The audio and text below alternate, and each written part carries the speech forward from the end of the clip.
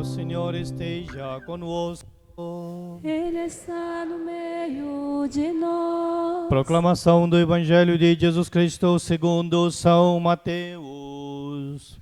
Glória a vós, Senhor. Naquele tempo, partindo dali, Jesus viu um homem chamado Mateus, sentado na coletoria de impostos, e disse-lhe: segue-me. E ele se levantou e seguiu a Jesus.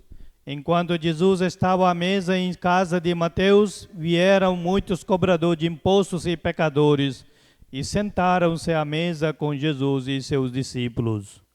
Alguns fariseus viram isso e perguntaram aos discípulos: por que o vosso mestre come com os cobradores de impostos e pecadores? Jesus ouviu a pergunta e respondeu: aqueles que têm saúde não precisam de médico, mas sim os doentes. Aprendei, pois, o que significa: quero misericórdia e não sacrifício. De fato, eu não vim para chamar os justos, mas os pecadores. Palavra da salvação. Glória a vós, Senhor.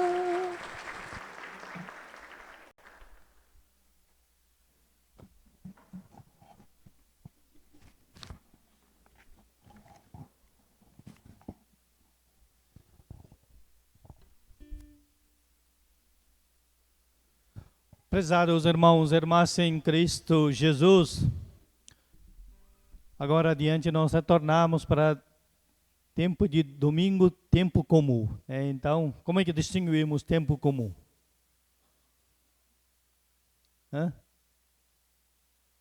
Com veste azul, verde. Verde significa tempo comum, tempo de esperança. Então, hoje nós celebramos o 10º domingo do tempo comum. Resumindo as palavras de Deus, nós podemos dizer, né, a vida é transformada pelo amor de Deus. Então, na primeira leitura e segunda leitura, e aí também no Evangelho, traz relatos de fé das pessoas. E aí, como é que deve ser nosso amor ao Deus? No Evangelho de hoje, o chamado de São Mateus. O Mateus era um cobrador de impostos. Cobrava mais do que necessário e considerado um pecador. E aí Jesus passando dali, de repente chama, né, Mateus e fala: segue-me. Mateus deixa tudo atrás e segue. Jesus não muito, né, faz bajular ou, né, adular pessoas para seguir. Você quer seguir? Segue-me.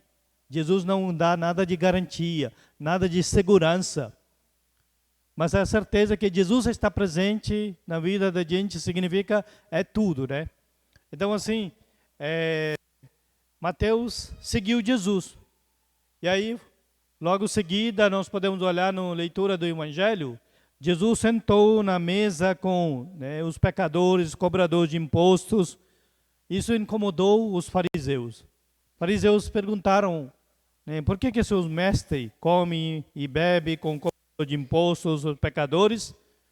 Jesus ouviu essa pergunta e aí, né, perguntou para os fariseus, aqueles que, ou falou, né, na verdade, aqueles que têm saúde não precisam de médico. Quem precisa de médico? Né? Os doentes. Né? Então quer dizer o quê?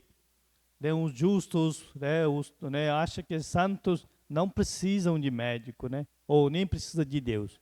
Ao contrário, quem precisa de Deus, ou quem precisa de Jesus, os pecadores, o cobrador de impostos, aqueles que reconhecem a sua miséria, né? Tudo isso mais, né?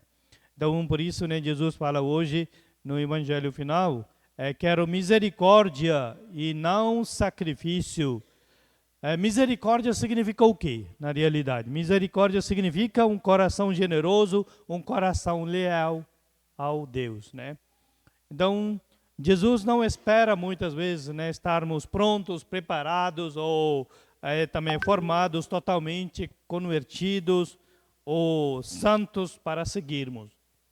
Né? Jesus, né, quer o quê? Então, Ele nos chama justamente para que nessa caminhada que nós possamos transformar, né, sejamos formados e possamos viver a nossa conversão. É isso que Jesus quer, né, em nossa vida também.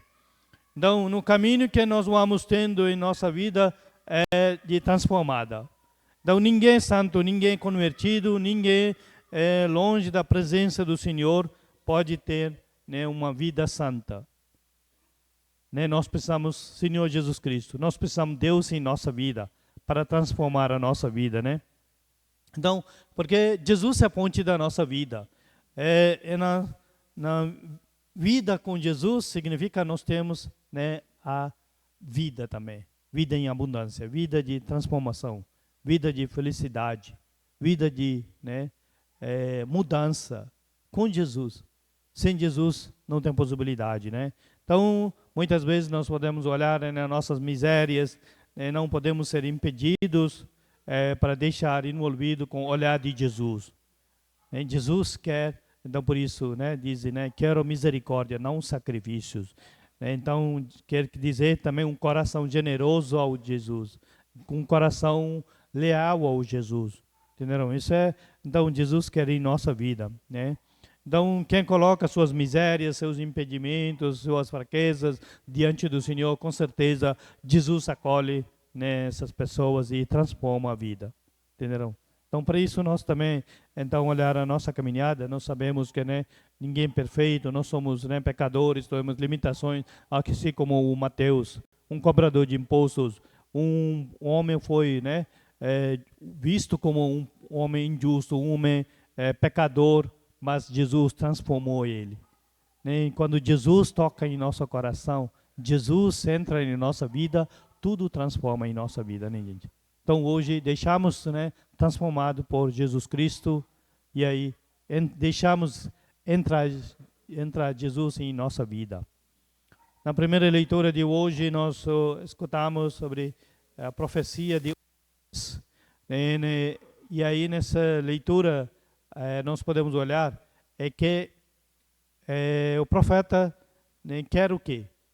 O profeta quer dizer também, diz que ele quer, né, o amor, misericórdia, bondade para com os outros. E não quer sacrifícios, não quer holocaustos. Né? O contrário, quer amor. Né? Esse amor que transforma. No contexto, então, né, o povo de Deus foi invadido pela, né, Síria. E aí, então, o povo começou também a colocar como algumas coisas mais importantes, como colocar sacrifícios para controlar a Deus, não é o qual o profeta, né, não, né, aceita. Muitas vezes culto não pode ser vazio, culto deve ser para amor ao Deus, culto deve ser para transformar a nossa vida.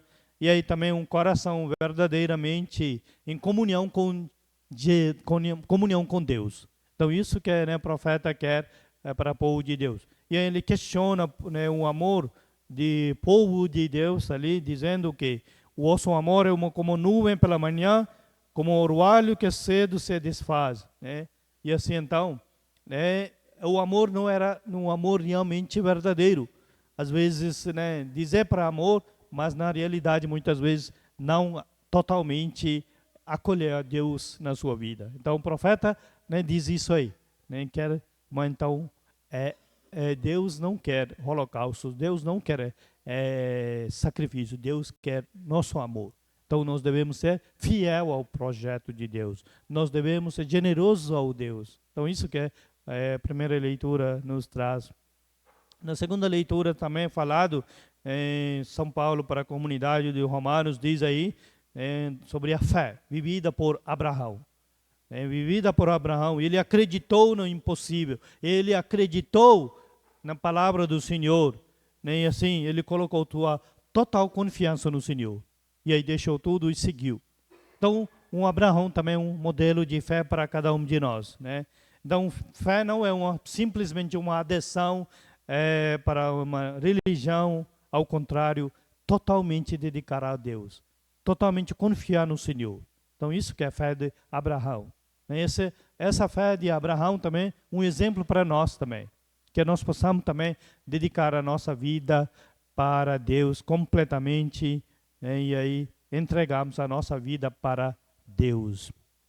Então, a responsabilidade de hoje é falado, todo o homem se procede retamente, eu mostrarei a salvação que vem de Deus, né? Então, todo homem que procede retamente, significa segue o caminho do Senhor retamente, né? E então, né, com certeza, né, diz, eu mostrarei a salvação que vem de Deus. Então, salvação sempre vem de Deus. Então, nós fazemos parte dessa caminhada como povo de Deus e nós queremos salvos. Então, a salvação sempre vem de Deus. Nós também celebramos hoje batismo aqui na nossa comunidade. Temos 2 crianças que serão batizadas hoje. Lembramos também nosso compromisso de batizado. Por que batizar? O que quer dizer batismo? Pelo batismo nós sabemos que é nosso pecado original perdoado. Pelo batismo também nós tornamos novas criaturas em Cristo Jesus. Pelo batismo nós tornamos filhos adotivos de nosso Deus, ou filhas adotivas de nosso Deus. Pelo batismo, então, nós tornamos participantes da natureza divina de nosso Deus. Pelo batismo também tornamos membros dessa igreja de Cristo Jesus. Por isso, uma vez batizou, é para sempre, é batizado. Não existe segunda vez batismo. Pelo batismo também nós tornamos co-herdeiro de reino de Deus. E pelo batismo nós recebemos Espírito Santo. E nós tornamos morada de Espírito Santo. Espírito de Deus habita em nós. Então, queridos irmãos e irmãs em Cristo Jesus, quando celebramos batismo na comunidade, lembramos nosso batismo também. Nós renovamos promessas de nosso batismais, dizer que nós acreditamos no Senhor e também renunciamos nossa vida de pecado, vida de injustiça, tudo isso mais. Então, quando nós celebramos batismo hoje nessa comunidade, os pais e padrinhos estão pedindo o batismo para essas crianças. Então, um sério compromisso que vocês estão assumindo para essas crianças. Educar na fé, para essas crianças possam cada vez mais crer no Senhor. Essas crianças cada vez mais cresçam com amor a Deus e amor ao próximo. Então, esse é o compromisso, então, vocês estão assumindo. Então, queridos pais e padrinhos, Deus abençoe vocês nesta caminhada, para que essas crianças sempre cresçam com amor a Deus e amor ao próximo. Louvado seja nosso Senhor Jesus Cristo. Para sempre.